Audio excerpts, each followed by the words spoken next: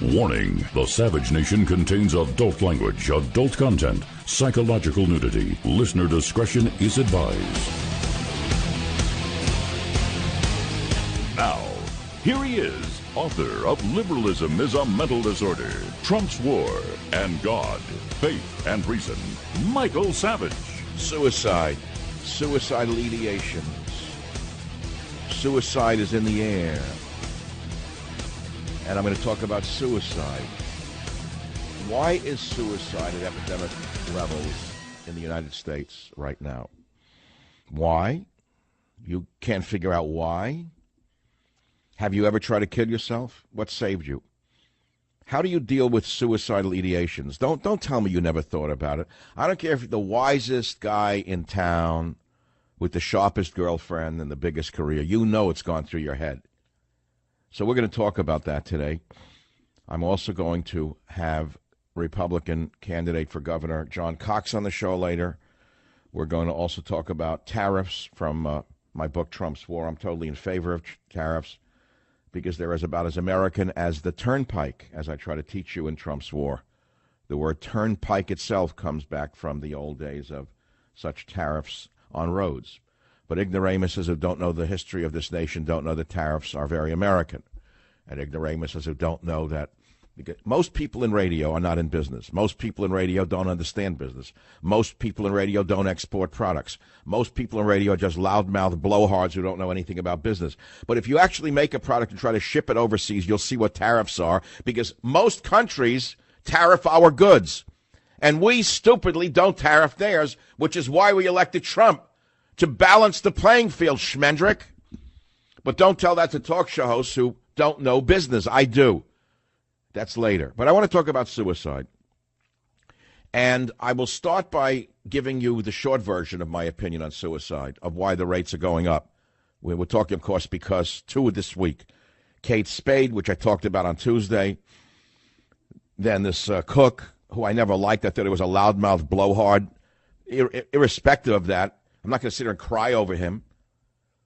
I don't know the guy. I don't know how long it's going to take until CNN blames Trump. I've been waiting all day for that report from some somber, guy like Andy Blooper to say Anthony Bourdain committed suicide because of his depression over Trump's handling of America, what he's done to this great nation. That'll be up by the nightfall, probably. So let's look at this and see what I think about suicide, because I know an awful lot about it. What? How do I know so much about suicide?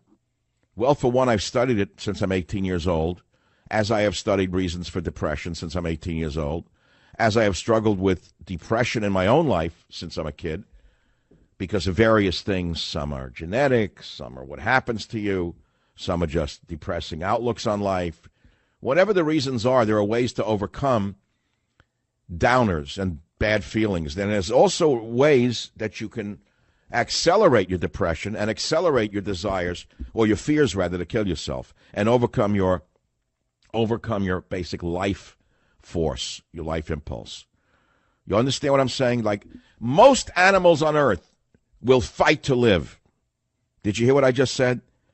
Whether it be a bug or an elephant. There's not an animal on earth that doesn't fight to live. Not an animal on earth. Just study biology. You'll understand that. The life force is very powerful. This is how we're set up to survive. So why are the rates going up? What is this with Kate Spade had everything? Park Avenue.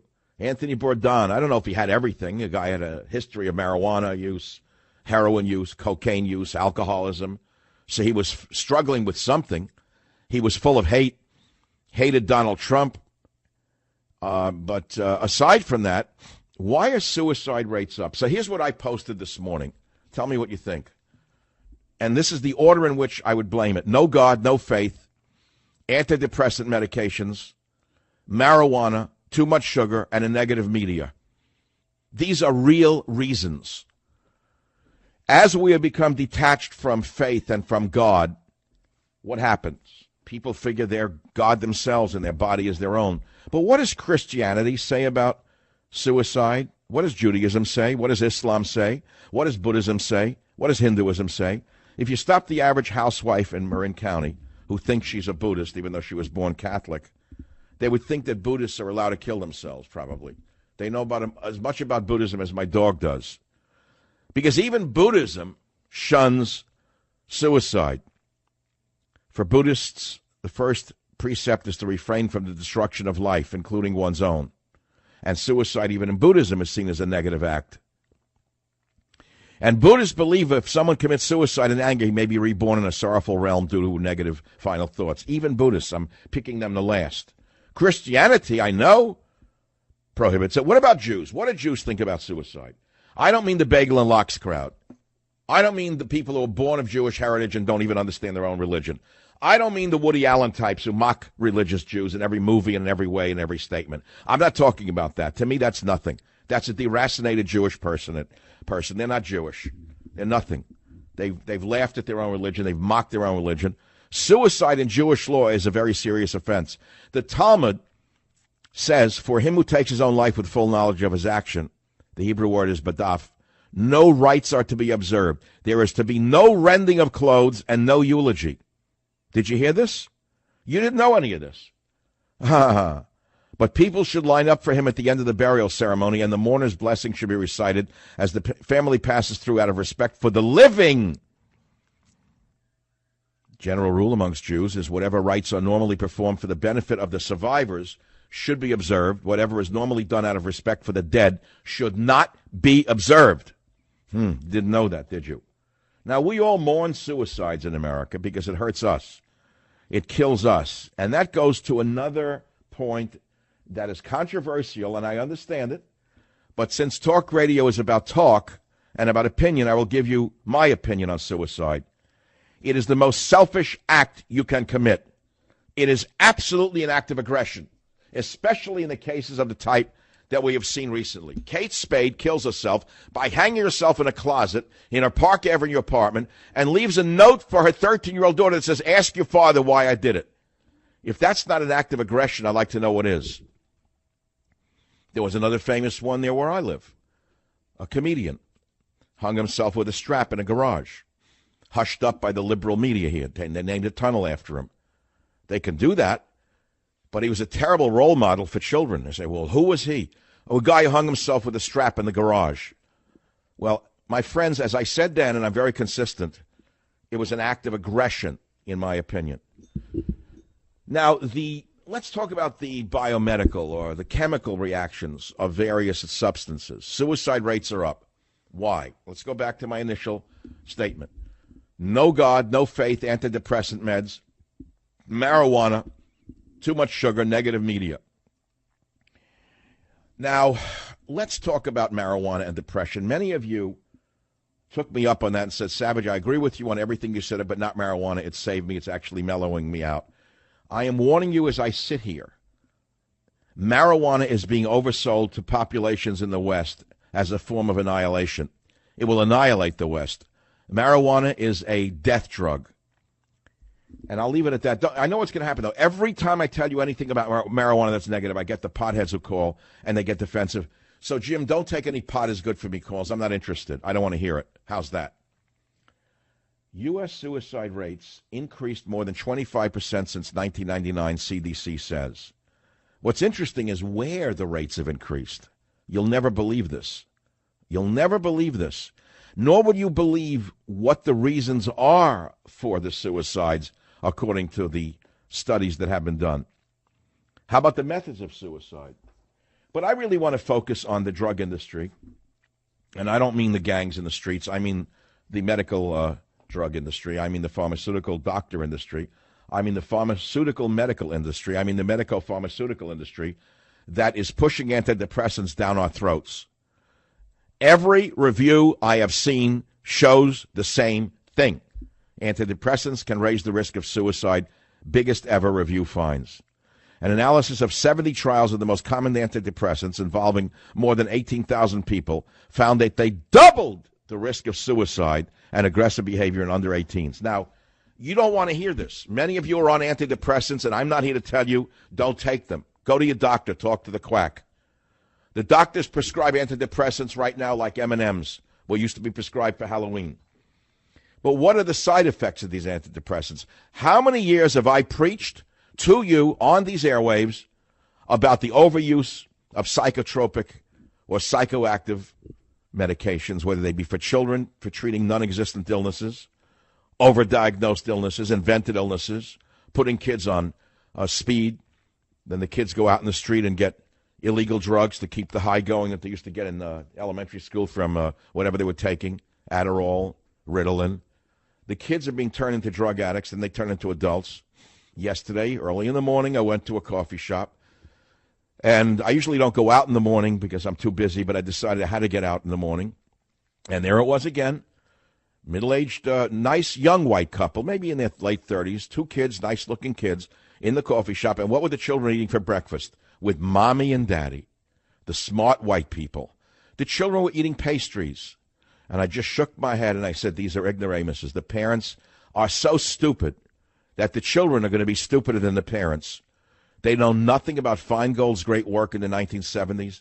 They know nothing about hypoglycemia and depression. They know nothing about sugar and diabetes. They know nothing about spiking blood sugar up and down. They know nothing about why the child goes to school and has a learning disorder because his blood sugar collapsed.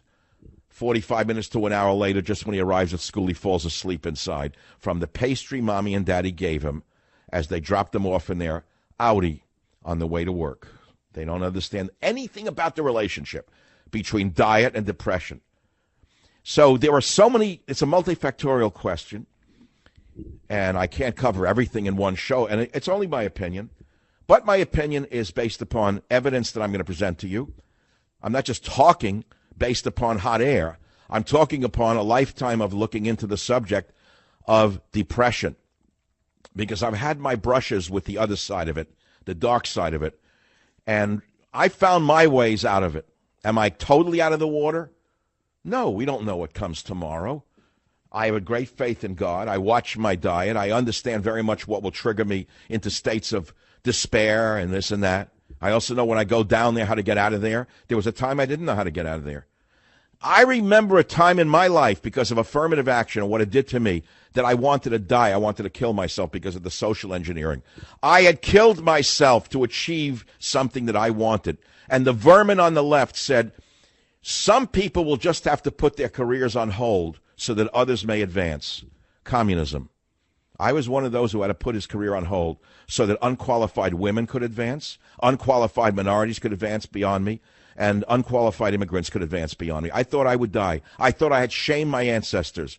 You see, I was reading at that time that many Japanese students would come to America, and if they did not achieve first success, meaning high A's or whatever it was, and they failed in school or they didn't get the position that they wanted, they would commit hara-kiri. They would die. They would kill themselves because they felt they failed their family and failed their ancestors. Well, I had the same belief much more strongly, and I still do. But the point was, for me, I found my way out. I didn't blame myself for what was done for me. I realized at a certain point it was the illiberal establishment that was destroying white males. It wasn't me they were out to get. They were out to destroy an entire race and an entire gender. The dreaded white male. My time had not come, you see. I was an immigrant son, but they said, drop dead. Drop dead. Oh, you got straight A's at Berkeley. You got a PhD. You got 2 master's degrees. You published 6 books. Drop dead. You can't have what you want. Well, it really ate me alive, but I wrote my way out of it. I ran my way out of it, and I achieved my way out of it. And then I created something for myself in this isolation, the well of loneliness that was called talk radio. And I created the Savage Nation. I created my own world. This is my own world. You are my community. And the callers to the show are your community. Do you understand that? This is our real nation because of the isolation that most of us live with. Well, that's the beginning of the show. I think you're going to be here. Savage.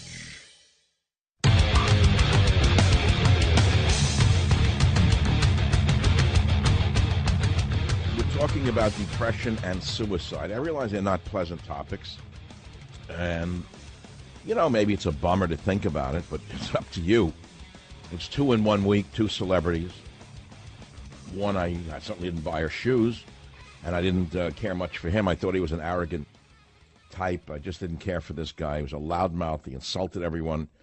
He put down everyone who voted for Trump. All right, so now it's an issue because he worked for CNN. Why don't you blame CNN for sending him around the world to drink himself to death? You can blame Jeff Zucker for encouraging him to go around the world and get drunk in every city he was in while doing a CNN show, this guy Bourdain.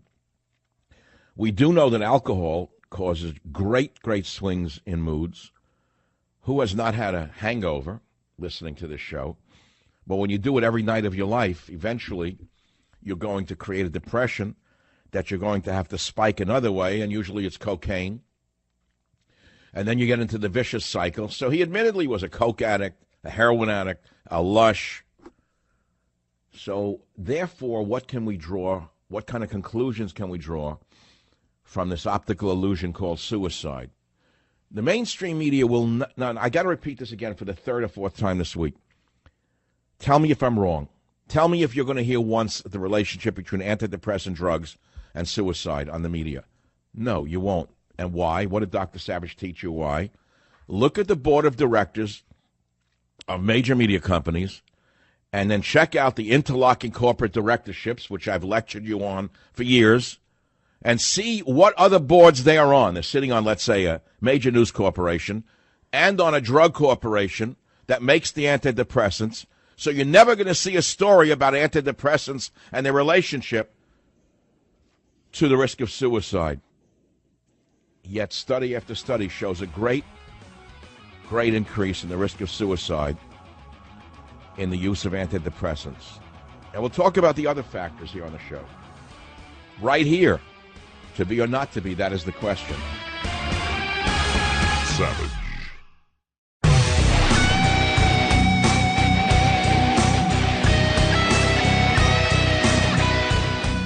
Listen, I'd rather be talking about good vibrations. I'd rather be going out to the beach in Malibu today. But I'm not going to the beach in Malibu today. I'm doing what God put me on earth to do, which is do talk radio. I know it's my mission, not just a living. So we're talking about a major national topic which needs to be uncovered. There are causes of this great increase in the incidence of suicide. It's not coming out of the air. One is a loss of connection to God. Laugh if you want. I mean, be as cynical as you want. You'll find a much higher rate of suicide amongst those who have no faith whatsoever than those who have a religion, whether it be Christianity, Judaism, Islam, Buddhism, or Hinduism, and actually know their religion and know their teachings, where taking one's own life is considered murder, murdering of self. So if you have a strong religious connection and you have a congregation of like-minded individuals, you're much less likely to harm yourself than if you are a wise guy living alone in your big high-rise somewhere and driving a new Ferrari and you hate yourself because your life is meaningless. So there are spiritual, there are medical, there are emotional reasons. To be or not to be, that is the question. You know, you look back in the great literature. To be or not to be, that is the question. William Shakespeare, not taught anymore because he was a white male. He's not as good as someone who rubs the crotch and has bling in their nostrils. But he did the best he could for a white male in the Middle Ages, and he wrote, to be or not to be, that is the question. Whether 'tis nobler in the mind to suffer the slings and arrows of outrageous fortune, or to take arms against a sea of troubles, and by opposing end them, to die, to sleep no more, and by a sleep to say we end the heartache, and the thousand natural shocks that flesh is heir to. 'Tis a consummation devoutly to be wished, to die, to sleep perchance to dream. Aha, there's the rub. That's from Hamlet. Tennessee Williams wrote, there comes a time when you look into the mirror and you realize that what you see is all that you will ever be.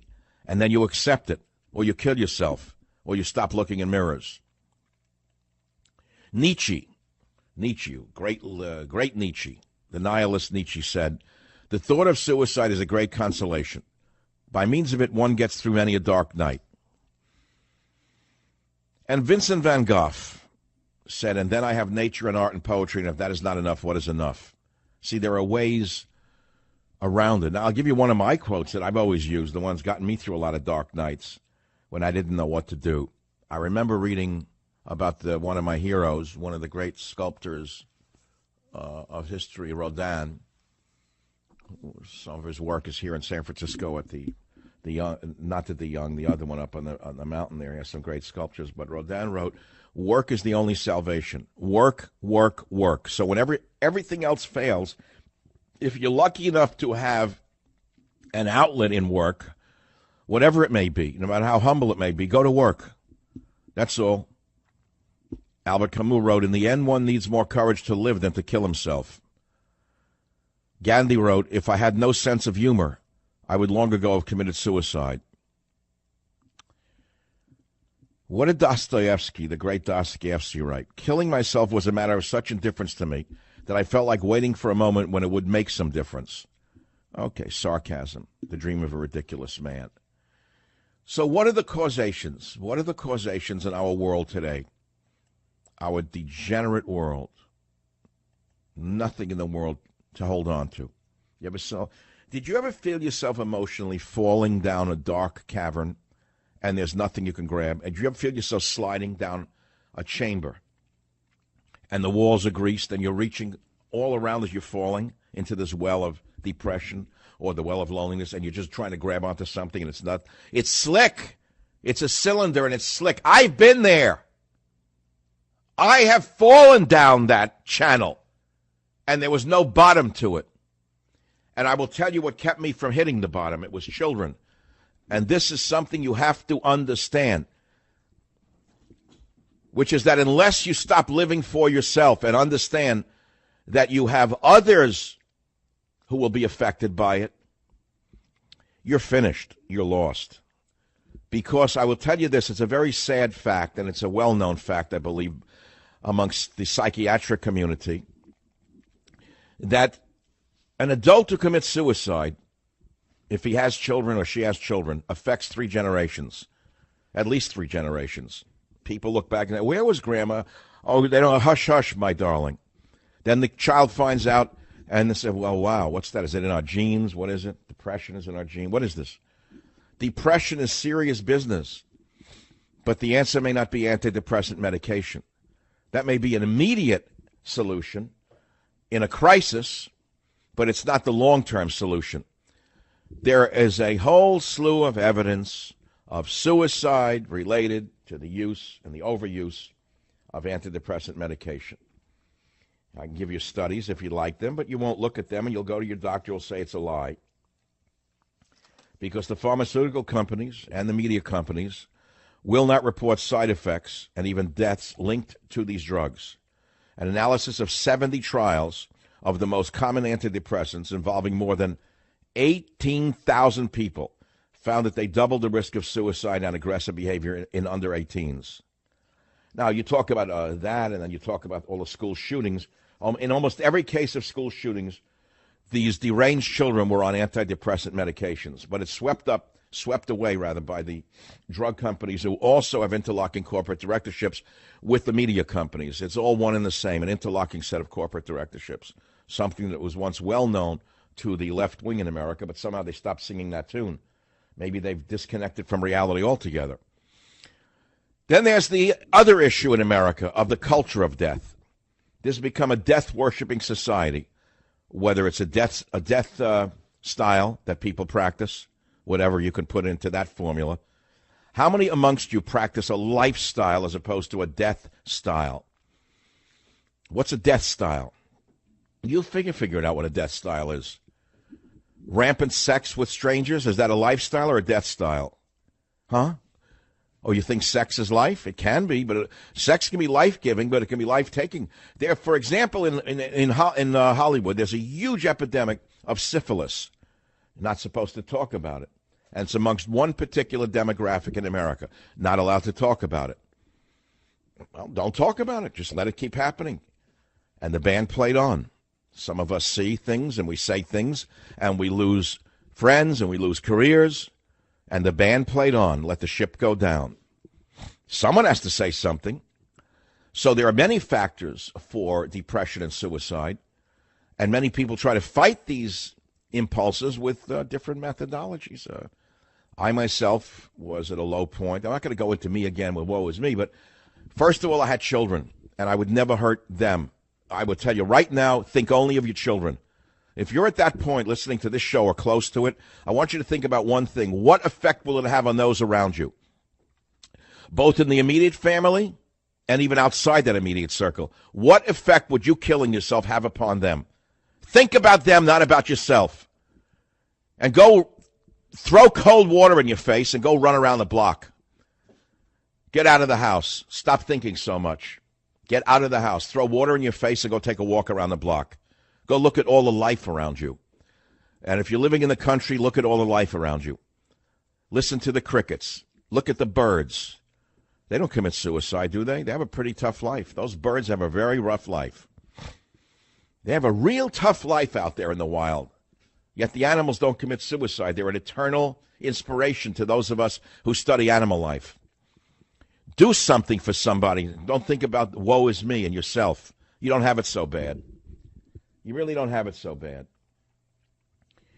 Now, let's go on to the issues of the day, which we're doing anyway. I'm doing a lot of it all at once. There's so much flowing right now. What about loss? I did a chapter on loss in God, Faith, and Reason. Will you all get out your prayer book right now, if you bought God, Faith, and Reason, and turn together with me as we do our sermon to page 187 of God, Faith, and Reason, where we read together on loss.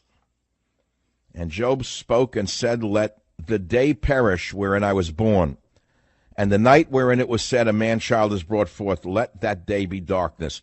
You know, you've heard of Job's tears. Job was so depressed. And Job spoke and said, let the day perish wherein I was born, and the night wherein it was said, a man-child is brought forth, let that day be darkness. Job chapter 3, verses 2 to 4.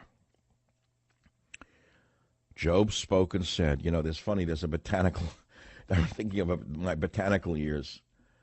There was a plant name for Job. Jobii was the species. Jobii, Jobii, I forget what it. Lacrima Jobii, I remember it. Lacrima Jobii, Job's tears. Lacrima Jobii. Very beautiful Latin, botanical Latin. So let me read this to you. Loss. A lot of people are in pain right now. Everyone has lost something, either dear to them or that they believed in. People react differently to loss. For example, we see the madness of the progressives expressing their election loss with violence and hatred. What is loss but losing that which you once possessed or thought you possessed? Consider what loss is. What has been the greatest loss in your life? How did you cope with it? Be it of a loved one, a business, your pride, your dignity, your job, your promotion, your health. It's an interesting question to me because loss is part of life. Everyone thinks they're only going to win. They think that every time they throw the dice, they're going to win, but they can't.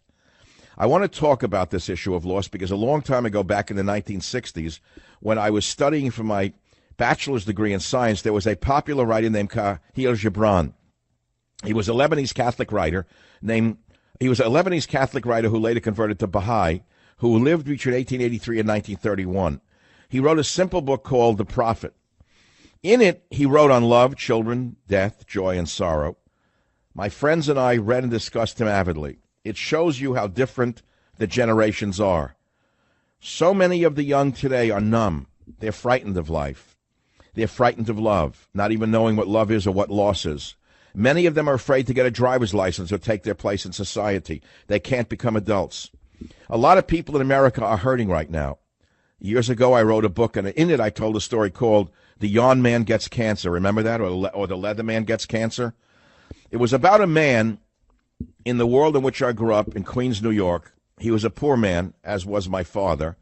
They were both immigrants. They had probably come over on the same boat together. They had nothing in the beginning. They were dirt poor. They lived 15 to a room. I'm talking about Coldwater Flats in the Lower East Side before it became hip. It was a slum. 15 people lived in that man's apartment. His whole family that had come over from Europe lived in that apartment together down around Canal Street. Well, they went out on the road of life here in America, that yawn man and my father.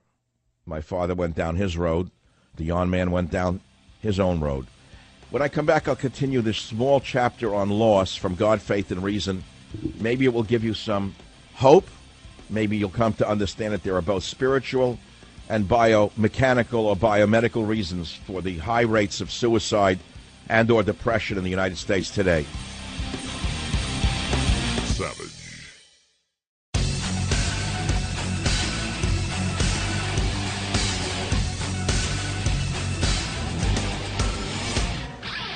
Get back to the issues at hand in a minute, but I want to tell you about something really important to all of us, which is sleeping. By the way, it is somewhat related to the subject in a way, because rest is so important. And, falling into bed at night has a whole new meaning for me ever since I started using my Casper mattress. And they do advertise on the show because I do use the mattress. So the engineers at Casper have outdone themselves in creating the most exceptionally comfortable sleep experience ever. And they have 3 different kind of mattresses. The Wave mattress, the Casper mattress, the Essential mattress. They're all different. They're all innovative. And they're all for different kind of people. And you should try them because they're all designed with zone support to coddle and comfort your every move.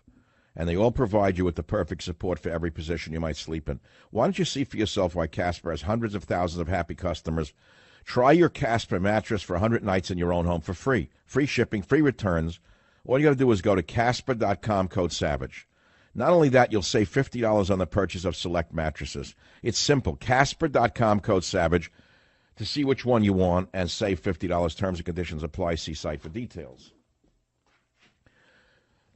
We only have a couple of minutes left in this hour, then I'll be back for another few hours. This is the kind of day I could do 5 hours of radio because this topic of suicide, depression, is something I know a lot about, both from the issue of reading the literature for so many years and for personal reasons. And no one can ever say that they've overcome this for good, because that's tempting fate. I understand that. But we can say that we found methods to overcome depression, which is what we should be talking about. And moreover, you should know that there are simple things you can do to stop the mood swings, as simple as eliminating sugar in your diet. I know it sounds silly, but if you only understood that eating those desserts, every time I go to a restaurant, I see middle-aged people, and when the meal is finished, they look like children, and they smile when the waiter says, "Would you like a dessert?" And I see them, "Oh, yes, I'll have the tiramisu." And they're like little children smacking their lips, waiting for their big reward. Then they take their diabetes pill, then they take their depression pill, then he takes a Viagra pill. But sugar could be harming your health through depression, addiction, anxiety. It can even affect learning and memory. Many studies on this. Is this the simplistic answer? No. As I said to you before as we started the show today, the whole issue of depression and suicide is a multifactorial question and answer show. Now, before the break, I started to read to you from God, Faith, and Reason on loss. Many of you have lost in your life, whether it's loss in business, lost in love, lost a loved one. And I started to tell you the story about my father and his friend who came over from Europe together. One made it big and one didn't. And what happened to both of them. I'll have to read it when I come back from God, Faith, and Reason. But if I'm looking at this book now as I'm holding it in my hand, God, Faith, and Reason. It was based upon my whole life of searching and struggling for God. From the time I was a little boy, I said I never saw God, nor do I pretend to have any special insights. What you will see in this book are snapshots of God, not a complete film. In my whole life, I've been struggling to find the reason for life, the meaning of life. What's the reason for existence? Why was I born? Why were you born? Why? Well, I found my answer by looking for it. Savage. Warning, the Savage Nation contains adult language, adult content, psychological nudity. Listener discretion is advised. Now, here he is, author of Liberalism is a Mental Disorder, Trump's War, and God, Faith, and Reason, Michael Savage.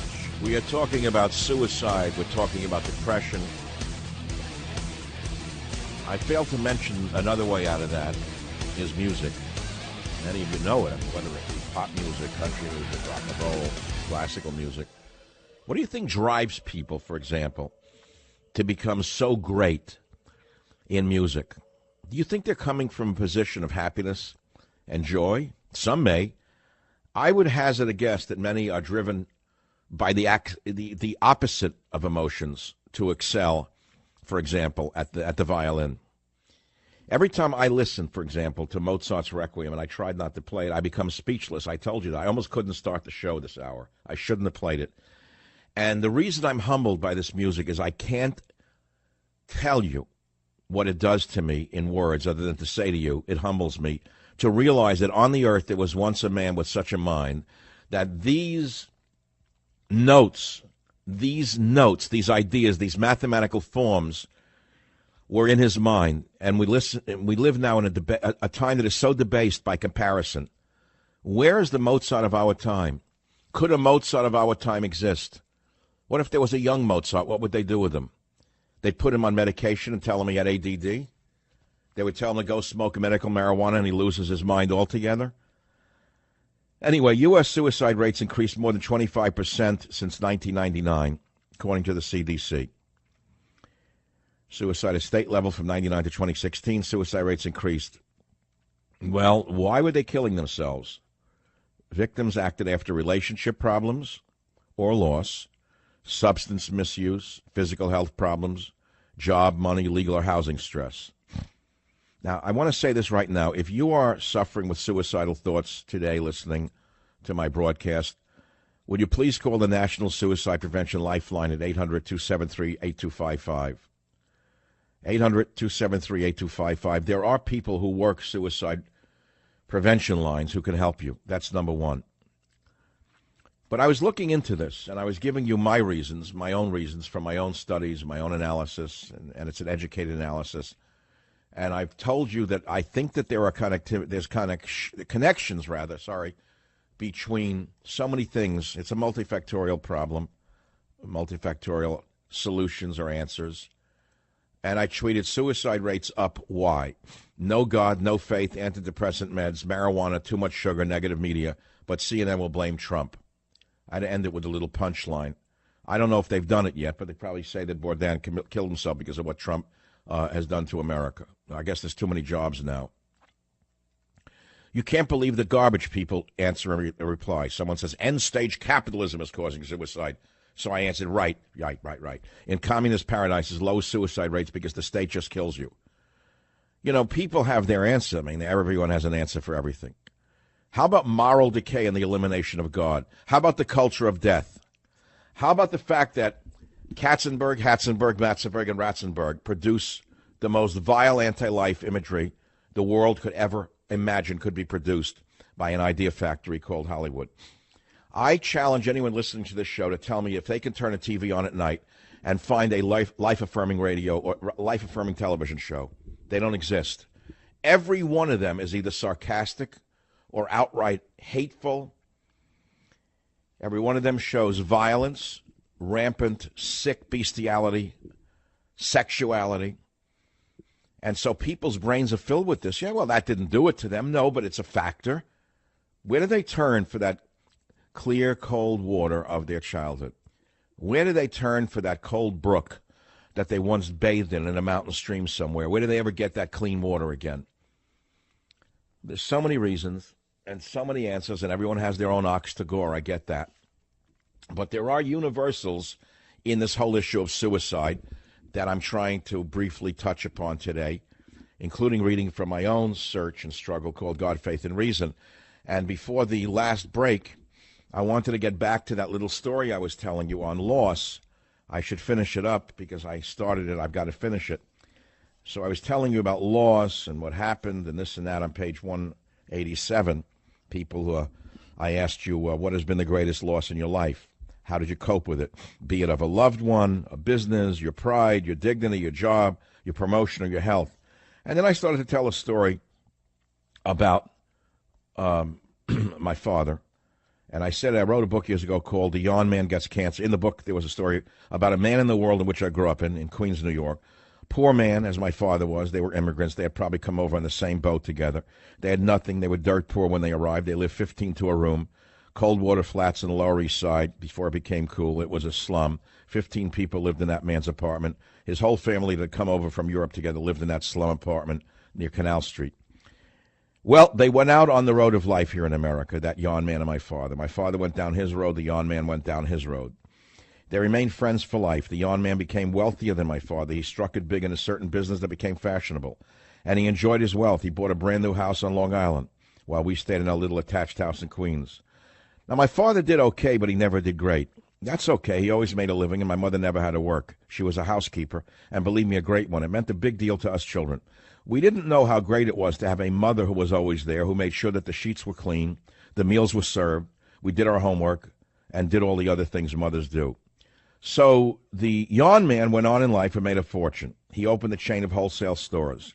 But then something happened. The trend that had made him wealthy changed. People no longer bought his product, and he went bankrupt. He lost the big house on Long Island and had to move back with his in-laws, back in that same tiny apartment he had left behind when he was an immigrant boy. He fell from heaven to earth. And then I go on from the chapter Loss in God, Faith, and Reason. I'd known him since I was a little kid. I'd always loved him. I loved all my father's friends, all my uncles. I loved everybody. It was an extended family. It was very warm and very close.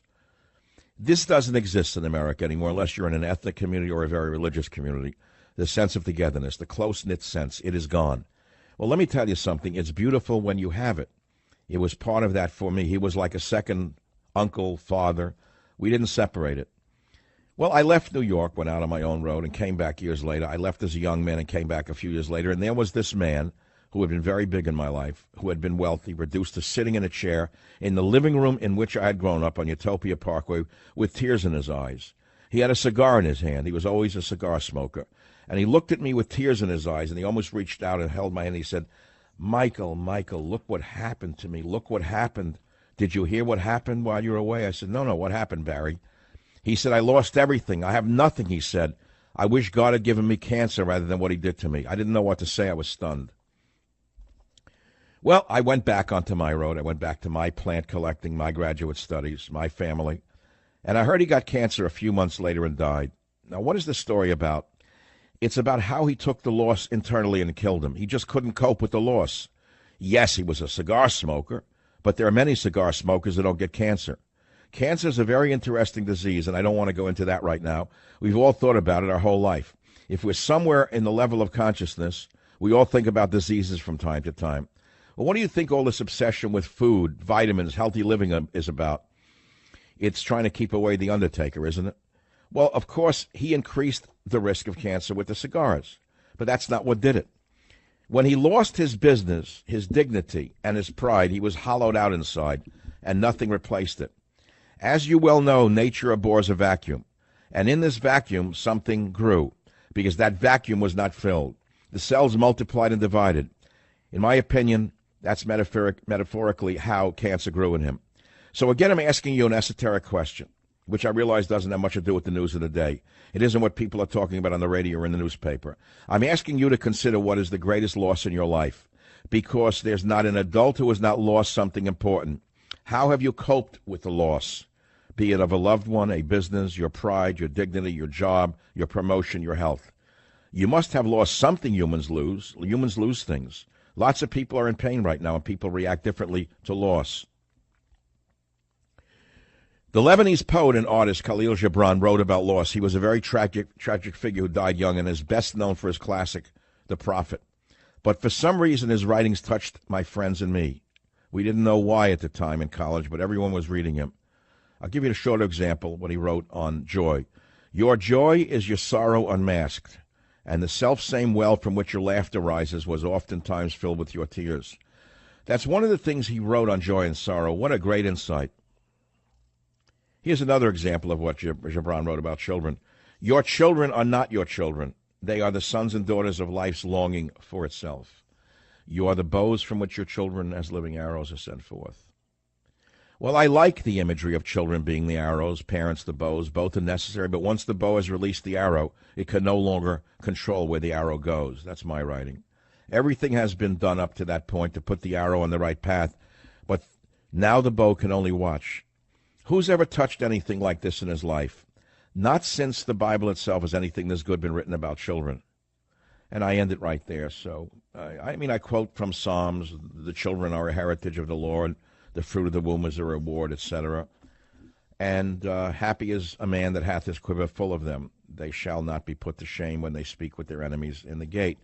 Again, I wrote this little thing on loss in God, Faith, and Reason for a couple of reasons, because it was my salvation to write the book.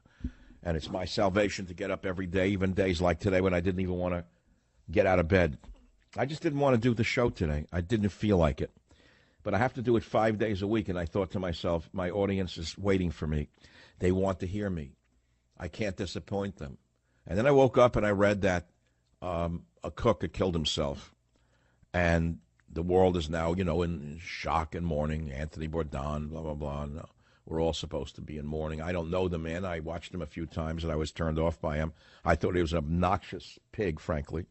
And I didn't like his hatred for the president. I didn't like that in his cooking shows. I didn't think it had anything to do with it any more than I think Robert De Niro his acting has anything to do with his hatred of Trump. I don't know where it comes up. And so I said, you know what, let me do a show on suicide today because first it was Kate Spade on Monday, an act of aggression if I ever saw one. And I said it then and I'll say it again. So then I did research today. I said, do a quick search on suicide as an act of aggression. And sure enough, I found a study from 1968 in the Journal of General Psychology from the Department of Psychology of Brandeis University, when it was still a university, by David Lester. Suicide is an aggressive act, a replication with a control for neuroticism.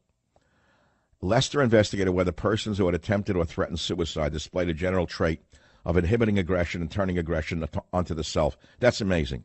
Turning aggression onto the self. After all, what is suicide but self-murder? It's turning aggression onto yourself, is it not? You ever think about that one? The expectation that this would be so was founded on the psychoanalytic view of suicide and the assumption that suicidal behavior must be related to other behavior patterns in the individual. Lester found, however, that suicidal individuals did not differ on an inventory measure of hostility from non-suicidal individuals in measures of physical aggressiveness, verbal hostility, or indirect hostility. It was found that suicidal individuals were more irritable and had more resentment than non-suicidal individuals, and this was seen as agreeing with the typical clinical picture presented for the adolescent attempted suicide. You can do a lot of searches on it, on suicide, and I would invite you to do so, including great religions of suicide. And as I said in the last segment, Christianity, Judaism, Islam, Buddhism, and Hinduism all condemn suicide. Every religion does. This needs to be taught again and again and again. I'll be right back. Savage.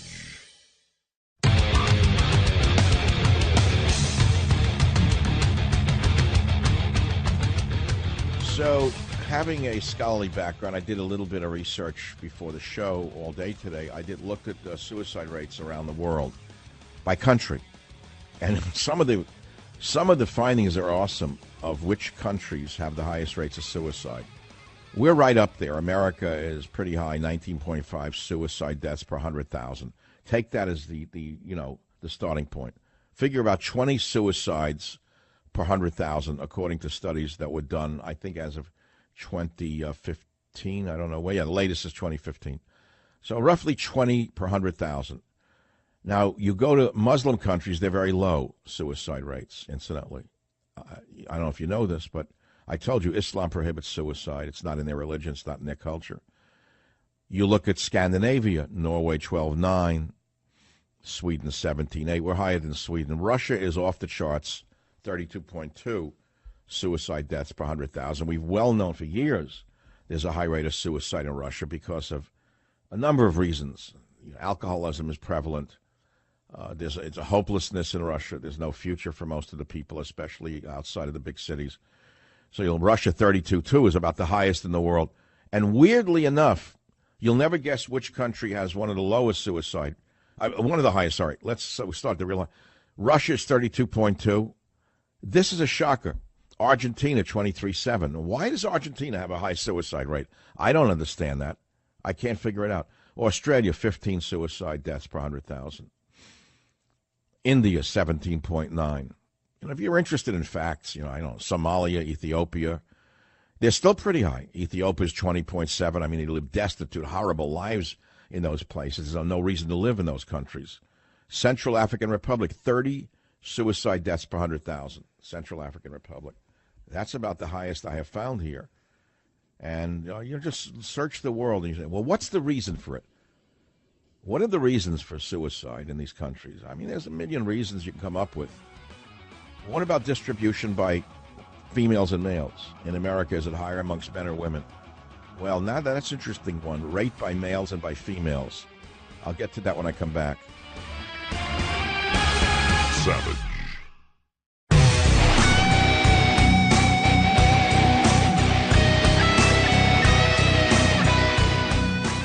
All right, so it's not a funny topic at all. Suicide rates increased more than 25% since 1999. And again, I want to say to those who are listening to the show, if anyone is right now thinking of hurting themselves, call the National Suicide Prevention Lifeline at 800-273-8255, because talking to people can take you off that edge, take you off the cliff. Kate Spade, now this cook, knocked himself off. We don't know how. But again, if you want to call on these questions of why do you think suicide is at epidemic levels, I've given you my reasons. I'd rather have the personal calls. Have you ever tried to kill yourself? What prevented you from doing so? Or those of you who deal with suicidal ideations on a fairly regular basis, what do you do to bury those feelings or to avoid them? And then I talked about the dangers of antidepressants with regard to suicide. I've talked about marijuana and depression. There's so many more things we can do, but it's an only limited amount of time. So I looked at U.S. suicide rates, which increased more than 25% since 99, and I looked into the states. This is interesting. It's very interesting to me. In 2016, there were 45,000 Americans, 10 or older, who died by suicide. But listen to this. It's very unexpected. The increases were stark in the Intermountain West, including Idaho, Montana, Wyoming, Utah, North and South Dakota, Kansas, Minnesota, and Oklahoma. Now, why is that? Why would these clean western states have an increase all of a sudden? Guns were used in half the suicides in 2016. Suffocation, including hanging, was the next most common method, followed by poisoning. Opioids were present in 31% of those who die by suicide.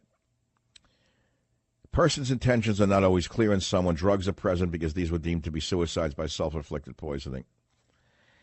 Now, here's another fact, and I'll let you go with the facts, and we'll take the calls. Stark increases in the United States in suicides by white women and Native Americans. In the age group of greatest vulnerability to suicide, which is ages 45 to 64, the report found rates among women vaulted 80%. So something's going on in our society. There's many things you can blame, and some are obvious and some are not obvious. Some are absurd. You'll start blaming Trump. You'll hear that. I'm surprised CNN hasn't come up with that one yet, that Anthony Bourdain took his own life because he was so depressed at the thought of Donald Trump staying in office.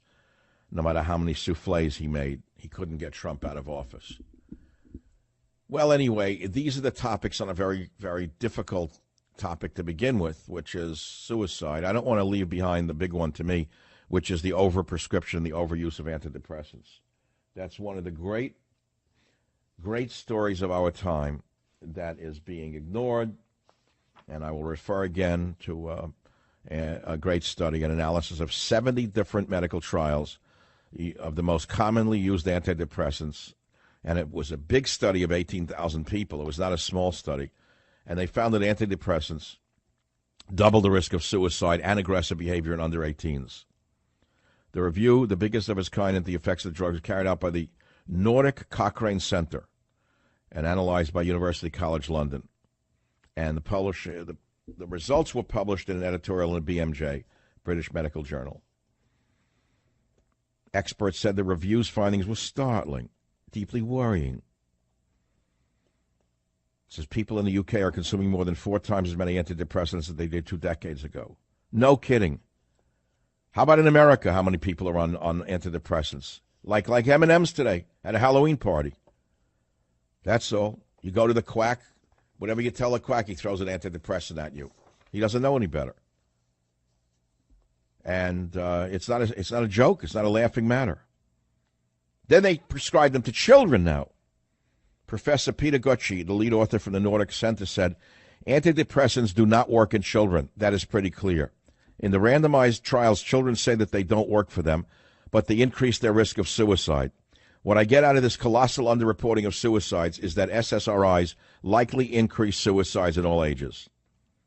Drug companies, of course, deny this. Spokesman for Eli Lilly said no regulatory authority has ever determined that Lilly withheld or improperly disclosed any data related to these medications. All right, fine. The drugs which were reviewed included duloxetine, fluoxetine, also known as Prozac, paroxetine, sertraline, venlafaxine, and they belong to two classes, selective serotonin reuptake inhibitors and antidepressants, SSRIs, and serotonin norepinephrine reuptake inhibitors, SNRIs. So again, I've been trying to tell you that there are natural methods of ameliorating depression, from as simple as getting out of your house and walking around the block, to running around the block, to stopping the sugar, to taking massive doses of ascorbate, meaning vitamin C powder. You want an immediate kick, I'll tell you right now, this I learned 45 years ago from geniuses in the field. Do you know which substance crosses the blood-brain barrier as quickly as heroin, actually faster than heroin? It's a very small molecule. It's called vitamin C. So, I have told many people over my lifetime, look, you just get the powdered vitamin C, take a spoon of it, flat teaspoon, put it in water, and slug it down. Within seconds, you're going to feel an energy just run through your brain. Then go for a run around the block or a bike ride or a walk. You're going to get a charge out of that. Now, I remember reading earlier studies many years ago on this subject in the 80s that which levels were elevated in people who were found to have committed suicides. Cortisol. Cortisol levels were elevated in people who had committed suicide. Now, I don't know whether the cortisol levels were elevated prior to the suicide or as a result of the adrenergic reactions at the moment of jumping off that roof. I don't really know the answer to that. But cortisol is another interesting subject to discuss and investigate on your own if you have a medical mind and you can do it. And with the advent of the Google search engines and others, it's amazing what the average intelligent person can discover today on their own without having to go to a medical library. Just look up cortisol levels in people who commit suicide, what drives cortisol up, what reduces cortisol levels. Again, vitamin C will reduce cortisol, lower cortisol levels. So there's so much to be learned that is not being studied because there's no money in it. All the money is in drugs and drug development and the prescribing of drugs. So you're not going to find much about this in the newspapers, nor will you see much about it on television tonight. Because, as I said to you, and I have to repeat again before I take the calls, we're almost 2 hours into the show. I have not taken one call because there's a subject very close to my heart. I've dealt with it since I'm 17 or 18 years old. In fact, in some ways, this whole issue has driven me in some ways to produce what I do every day and what I've done throughout my whole life. I have found that work is the only salvation. Work, work, work. You take me away from work, and basically I fall apart. It's very difficult for me, Michael Savage, to enjoy his life outside of working. Working is the most enjoyable thing I do, which is why I do it so well. But worked very well for Rodin. He didn't stop working. It worked very well for some great artists, for example, who after they had crippling arthritis, who can name that artist? He had crippling arthritis in his old age, but he didn't stop painting. He didn't go to an old age home. He had the brush tied to his palm so he could continue to paint without the use of his fingers. Does anyone know the name of that artist? His paintings are still in the great museums. Work is the only salvation. Work, work, work. Rodin wrote that. It's true. So, I don't know. Maybe this is too depressing a topic, and maybe we should move on from this topic of depression and suicide. But I owe it to my callers to take their calls, so let's blow through them right now. If you've been holding and I come to you, let's just do a 30-second thing, okay? Susan on KSFO Radio. Go ahead, line 3. What's on your mind? Well, I worked on suicide prevention, certified through the county of Santa Cruz for 8 years, and I'm a Catholic psychic, so I read the dead with my clients. And when I was trained, I absolutely would see, after being trained, a thread or a theme in the callers, and they would say that they were basically holding in so much pain and anger. And I learned from a psychiatrist validating what you said, that they really want to kill someone else, and they're not even aware of it. So they're kind of cashing their blue chip stamp book of anger toward themselves. and they don't want to do that, but they're walking around in pain and agony for years. And then they really do believe that they will never, ever feel any better. And when they're raised, someone has to validate them, their core sense of self, enough that they can go into the world and cope. And many times that's not the case. So what I found, interestingly, is if we were lucky enough to have them call, they would be rageful for about 45 minutes to an hour, and then they would cry if you're lucky, and comforting them. And I never lectured them. That doesn't work. That can send them right over the edge. And so, and reading the dead, people will come in, and the families many times, if they lose wait, you're making great sense, and I'm loving every second of your conversation. What do you mean by reading the dead? What does that mean? Well, I'm a medium clairvoyant. I'm a Catholic psychic for 35 years here in Santa Cruz. But when I grew up wealthy. My father beat me. My mother mocked me. So I tried to commit suicide when I was 19. Went into therapy for 10 years and was comforted and learned to cope through the co-founder of the Haight-Ashbury Clinic, Dr. Wesson. Huh. And years later, I said to him, we ought to write a book. And we started a book using the sessions as chapters. And I said, you're never going to finish this book.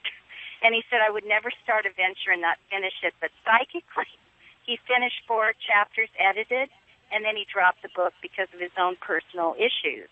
So unfortunately, I was psychically right about my own life. But one of the things I wanted to do was to go into the world and comfort people that are unhealed.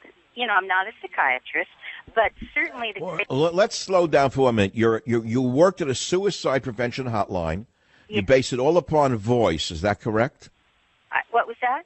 You base your insights and your therapy all on voice. Is that correct? On my gift from the Holy Spirit, but oh, I understand, but you're not meeting the person. It's over the phone, correct? Well, in working on suicide prevention, I certainly separated out my readings. That wouldn't be appropriate. However, in my profession for 35, 40 years now, giving readings, I go in a trance, and many times people want to read the dead, whatever the reason that they died, whether they... Well, so wait a minute, hold on. Now, I assume you've listened to my show before. Is that correct? I love you. Oh, I love you. What are you reading in me? Tell me what you read in me, 30 seconds or less. I actually think that what I feel is you're going to end up being a spiritual counselor to the White House. And I think you'll love it. Yes, you'll do the thing with the animals. And it's funny, I found homes for 210 feral cats and fought the Rangers in Aptos and threatened... Hold on, this is very interesting. Wait. Let's forget the cats for a minute. I'm allergic to cats. Okay. And I don't mean Katzenberg. I mean I'm allergic to the animal cat. I will be right back on the Savage Nation. Savage.